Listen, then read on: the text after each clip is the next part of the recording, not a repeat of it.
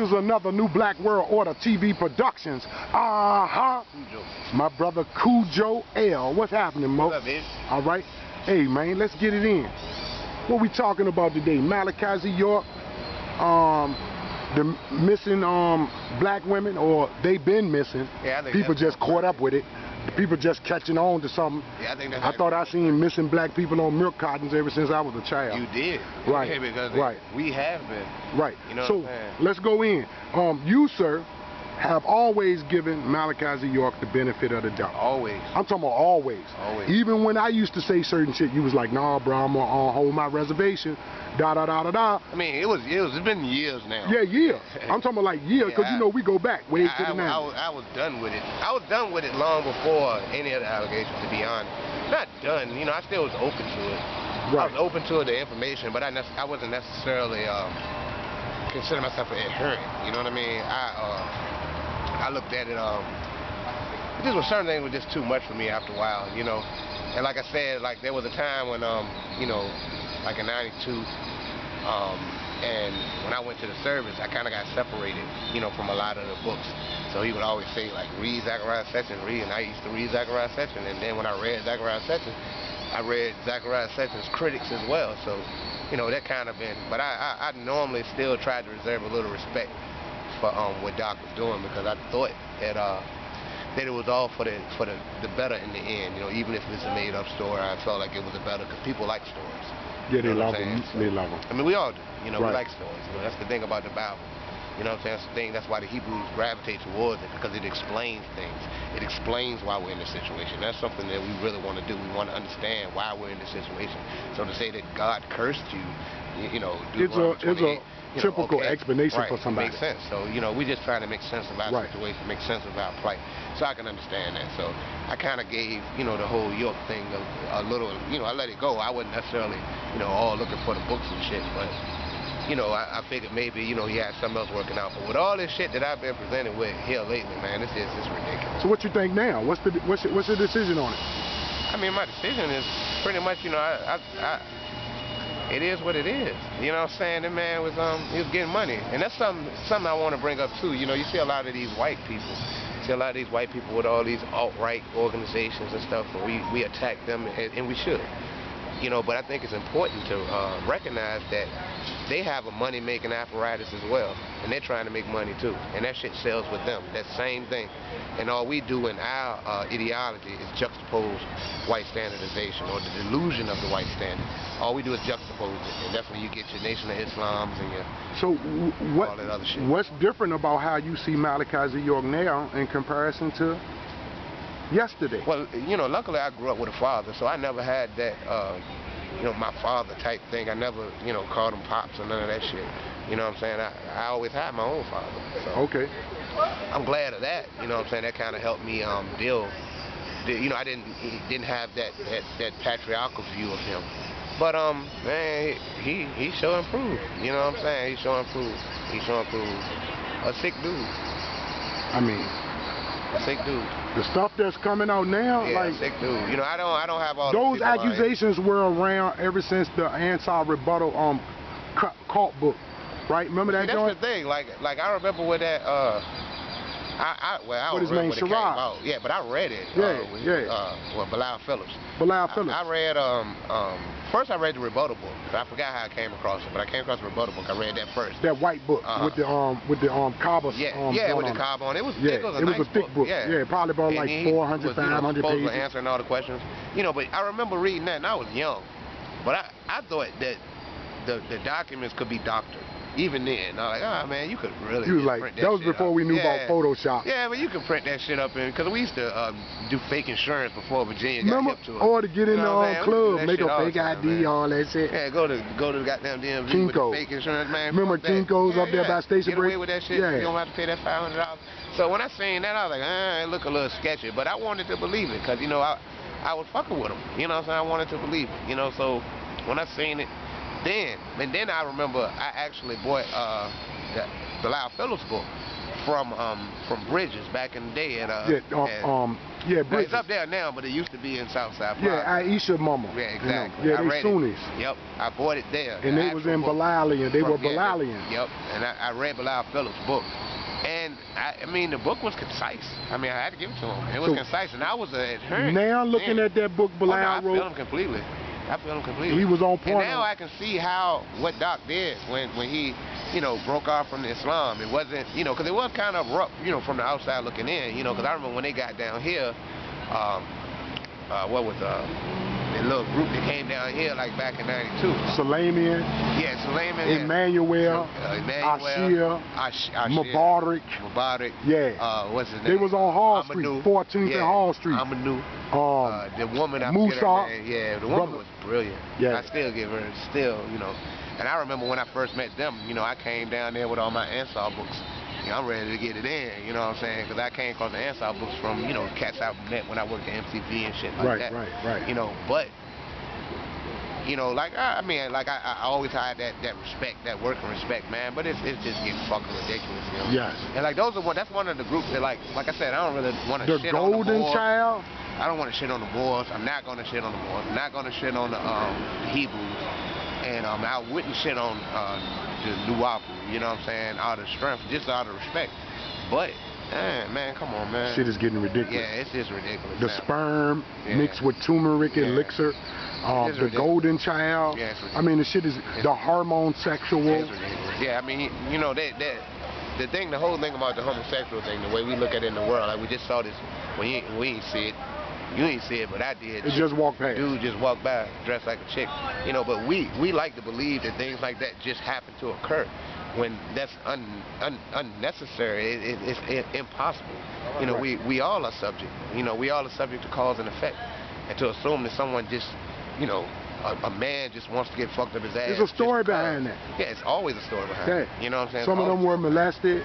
Some of them were molested by let's say pornographic material. Yeah, men and women. I mean, and then you grow up, you know, when you're young, you don't really understand sexuality anyway. So, you know, you can't give that responsibility to a child, you know, to identify sexually. You know, we live in a society with these gender rules. You know what I'm saying? It's simple as something, it's simple as like the color pink. Like, we've been taught to think, like our whole life, we see the color pink, we just assume that it's for women. That's for girls. That's just something we believe, and it's just stuck in our mind. Whenever we see pink, it's for girls. But in reality, like in the 1920s, pink was actually for boys, and blue was for girls. Because pink was the color, you know, a lighter version of red, which was Mars, the god of war, and blue was used because of the Virgin Mary. Just like cigarettes was made for a woman, but mostly men. Yeah, I can see that. Right. Yeah, it was cigarette. The root word is cigar, male. Yeah. At female. Oh, wow. I never thought about that connection. Yeah. But definitely a smaller. You know, the cigarettes were supposed so they've been crossing male and female perceptions for a long time. Yeah, I mean, but the thing is, male and female perceptives or whatever are all subject to the society in which you live. That's why I say perception. Yeah, because pink is no more for a woman than it is for a man. Just like pants was originally made for. All pants. People didn't start wearing pants until like the 14th century, when pants became popular. Before that time, everybody pretty much wore a dress. Even men. Yeah, men. Yeah. Well, I mean, that's something that we. Every time I saw Jesus, Muhammad, or Moses, they was wearing a dress. Yeah, what you call a robe. Yeah, pretty much. I mean, and the reason women wear dresses fucked up about that. is because of sexism, and it makes it easier for men to just pull their dress up and fuck them. That's the truth. That's why women wear dresses and men don't. That's why women wear dresses. Women didn't even wear underwear until I think like I don't want to say the exact year, but very early in the 1900s, by a chick named Bloomer. You can Google it. She was the one who created. Her name Bloomer. That's where they get the word Bloomer. Yeah, for the female underwear. Okay. But yeah, that's I mean, but the thing, what that's saying is like the world we live in is a world of contrived notions, things that we learn, and we just accept these things as being real without questioning them, and that's what we do, and that's the problem that we all have, because we don't question why we think what we think. You know what I'm saying? And one thing I want to say, I'm glad. I seen y'all here earlier, but I had to go take care of some business. I was glad to see you because I wanted to say this. I'm tired of the damn African American ain't African crowd like, if anything, I want to get at y'all. If nobody else, you know, I hate that shit, man. We're African as fuck. I mean, there's nothing that, and to say that, you know, like, well, black people were here first, and I mean. So that's what Trump did. He signed an executive order changing it from Black History Month to Black African American Month. Well, I mean, so are they African? Are we African? Well, I'm an African, beyond a doubt. You know what I'm saying? Even regardless of any admixture, you know what I'm saying? Regardless of any admixtures that I may have, the fact is I was raised and brought up in a black cultural setting, in an African cultural setting. So I'm an African by culture, you know what I'm saying? It's the same when somebody says they're Hispanic, because they grow up in a culture that's, you know, that's based largely on things that we popularly identify as Hispanic. You know, they're not Hispanic for real. That's not something you can actually be. But on the other hand, I'm actually an African. And if you want to say I'm mixed with this, that, and the third, which I disagree with, I would consider myself an African regardless. But it doesn't make a difference, because culturally, I'm still an African. I'm a Virginian African. I'm mixed, because I'm half from North Carolina. Okay, so what do you think about the missing black women and how it was presented as if it's some recent occurrence? It's been going on forever, and it's sad, and it scares me actually, because I have a daughter and I have a son. I have a son, and I have a young son, and I have a young daughter, and I'm really afraid.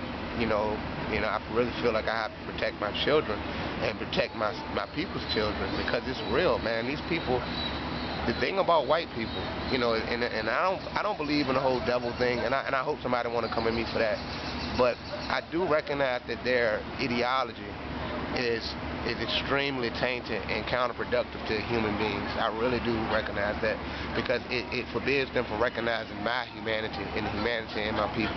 And that's something we haven't lost. And you wonder why you can have black people, like something can happen to black people, a white person do it, we can still forgive them.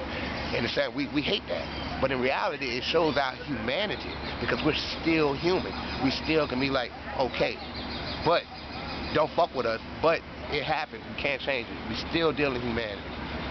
And that's the thing, them people not dealing with us humanely at all. They don't think we're people. But I don't think that it's just white people behind these missing Oh, no. Right, It's the ideology that Black lives mean nothing.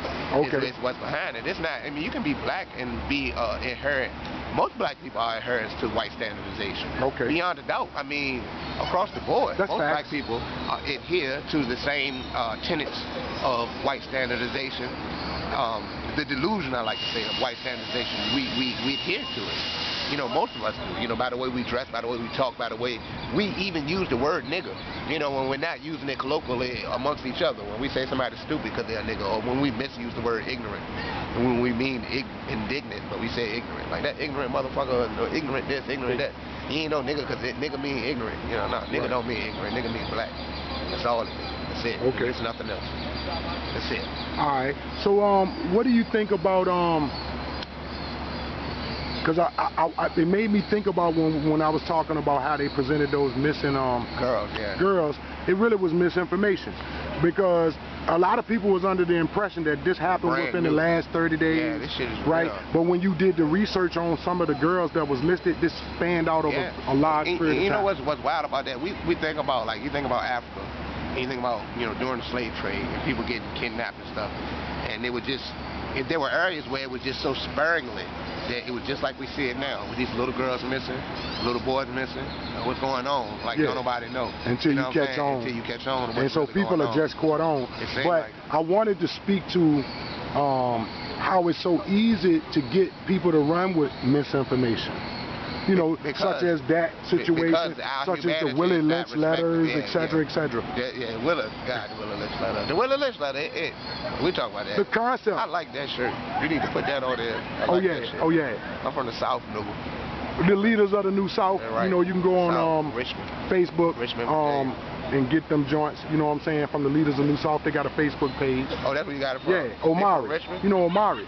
They from here? Yeah, right here in Richmond. I'm a member. Yeah, the cats that do the joke. Yeah. They do the joke down by the river. Yeah, I want to talk to them, man. Yeah. Well, I like that shit. I'm a member of their group. Oh, you know, we do housing advocacy against slumlords, all of that. Right on the channel. Just look at the channel. We got the videos of us out there. I'm down. I mean, like for the longest time. Because this channel is more than just about debates. Oh yeah, no, I like the debates. Yeah. See, my thing about the debates. I like the debates too, but I'm just saying. But I don't want to sit here and go point for point with somebody. You know what I'm saying? Because I don't believe in what you say anyway. So it doesn't matter what you tell me. I still don't believe in it. Right. And then like if I'm trying to convince you to think like I think, then it's no, you know, you're standing up on what you believe in, which I respect. So you're not gonna, you know, believe in what I say because I say it, you know, because unfortunately, you know, we live in a world of this fake-ass meritocracy where you're not respecting unless you have all this shit behind you. Right. Understand? Them alphabet, yeah, PhD, behind you, master's degree. And it's nothing wrong with that. You right, know, because nothing wrong with it. Go get those alphabets. I can respect that. I mean, it's okay. Right, it has credence. Okay. It has a little bit of validity. And that's the thing, you know, I've been waiting for years because, like, I know they're gonna kill me. You know what I'm saying? It's not something that I'm saying, you know, because I think I'm so sweet or I got such this information.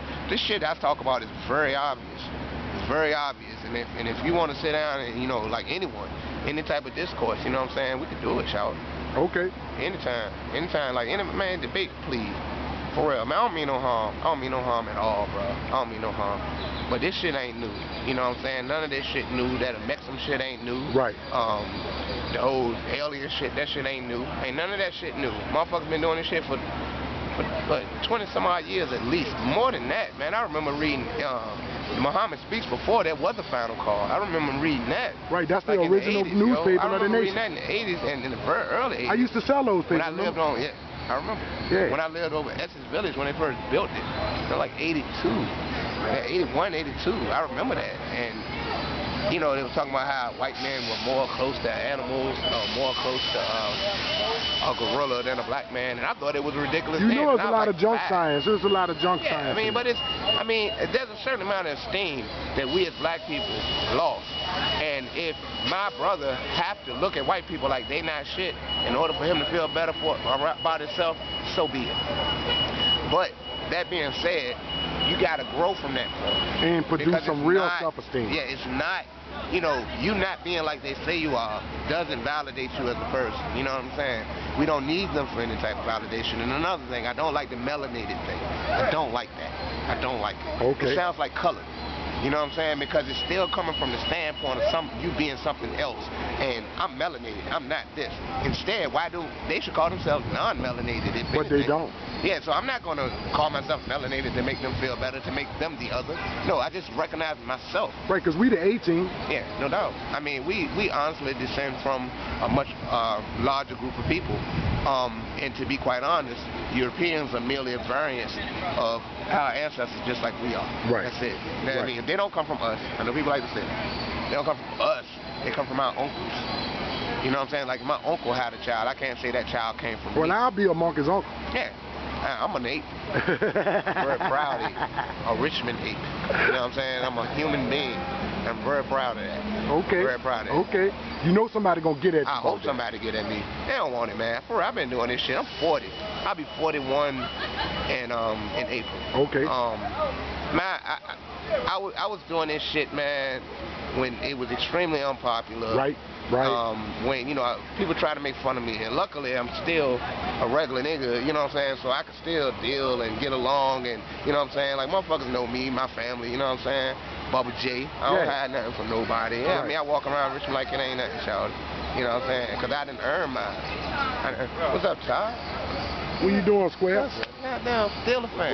That's unfortunate. Right. Yeah, we Steelers fans. Yeah. I'm a Steelers fan, too. Yeah, hey, Todd, tell him he don't want it. Hey, Can't do nothing with us Steelers. I knew Todd my whole life, man. Yeah, but we Steelers fans. Tell him they don't want it. That's the mistake you make. Yo. That's the mistake you make. Where Harlem at, baby? 125th, baby. Yeah, but, man, it's like, that shit ugly. Yeah. This what he mad about, y'all. You walking around with that shit in your pocket. Yeah, baby. I'm a proud Steelers fan. Why? That's terrible, man. It's awful, man. Why would you want to walk around with poison? Come that's on, what that son. mean in nation. Come on, son. When you see that nation, what's your team, King? The mighty Titans. Y'all know y'all gonna get it this year just for you talking that shit. And the day we beat y'all, I'm gonna ask you to come do a video. Oh, that's cool. The day y'all beat us, and they gonna be this year. You gotta put it off a few more years. We go on to our next Super Bowl on y'all. That's the right attitude. I can appreciate you thinking that. That's over. It's absolutely over. Thanks for coming out, King. Man, thanks for having me. No doubt. This is another New Black World Order TV Productions. Richmond, baby. Chopper. Virginia, North Carolina.